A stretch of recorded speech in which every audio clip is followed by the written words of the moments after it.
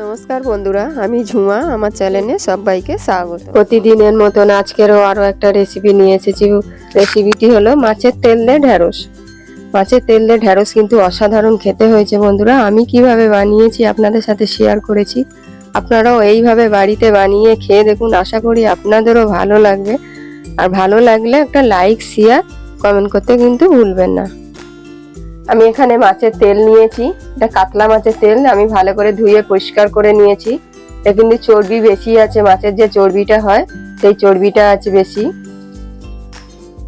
আমি এখানে ঢ্যাঁড়স নিয়েছি। ঢ্যাঁড়স গুলো বড় ঢ্যাঁড়স আমি দু টুকরো করেছি, ছোটগুলো এক টুকরো। আমি এরা মাঝখান থেকে চিড়ে নিয়েছি সবগুলোই। এখানে 4-5টা কাঁচা লঙ্কা চিড়ে নিয়েছি, একটা ছোট্ট পেঁয়াজ, একটা ছোট্ট টমেটো, আর এখানে একটা কাঁকরোল নিয়েছি।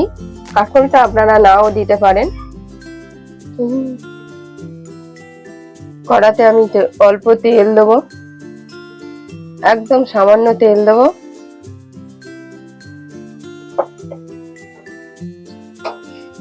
তেলটা আমি ভালো করে কড়ার গায়ে লাগিয়ে নেব। খুব ভালো করে কড়াটা আমি তাতিয়ে নেব, মানে গরম করে নেব।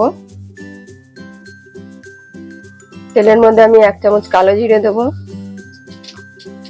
কালো জিরেটা আমি সুন্দর ভেজে নেব।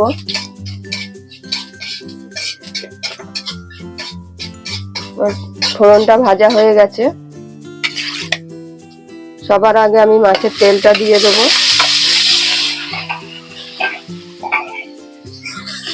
তেলটা আমি ভালো করে ভেজে নেব। দেখুন তেল গলে যাচ্ছে, কিন্তু চর্বিগুলো। তেলটা গলে গেছে। তেল গলে যাওয়ার পর আমি পেঁয়াজটা দিয়ে দেবো, দিয়ে একই সাথে আমি ভালো করে ভেজে নেব। কাঁচা লঙ্কাগুলোও দিয়ে দেবো।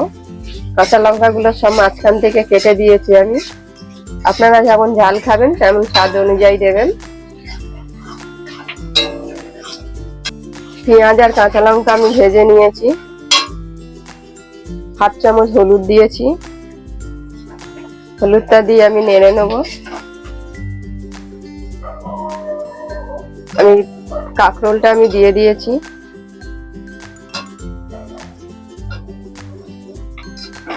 কাঁকরোলটা দিয়ে আমি ভেজে নেব। গ্যাসটা আমি এখানে জোরেই দেব।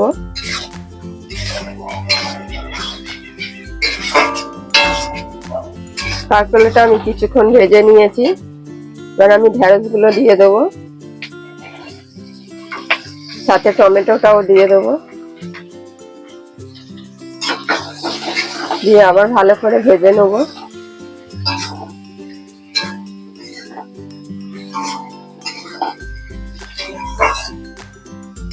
ঢ্যাঁড়সটাও আমি ভেজে নিয়েছি। গ্যাসটা আমি এখন একদম কমিয়ে দিয়েছি। আরো 1/2 চামচ আমি হলুদ দিয়েছি,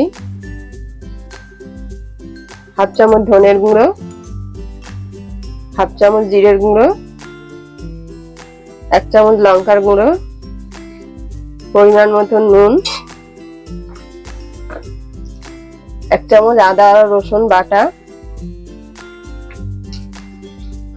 সবকিছু দেওয়ার পর আমি ভালো করে মিক্স করে নেব। আমি গ্যাসটা কমিয়ে এবার ঢেকে কিন্তু রান্নাটা করব। এখানে জল ব্যবহার করব না। আমি ঢাকা দিয়ে দেবো। ঢাকনিটা আমি খুলে নেব। মাঝখানে 2বার খুলে আমি নেড়ে দিয়েছি। আমার কিন্তু ঢ্যাঁড়স আর মাছের তেল দিয়ে কিন্তু একদম রেডি। গরম গরম ভাতের সাথে কিন্তু জমে যাবে একদম বন্ধুরা। আমার এই মাছের তেলের রেসিপিটি কেমন হয়েছে অবশ্যই কমেন্টে জানাবেন। আর ভালো লাগলে বন্ধুরা একটা লাইক, শেয়ার, কমেন্ট করতে ভুলবেন না।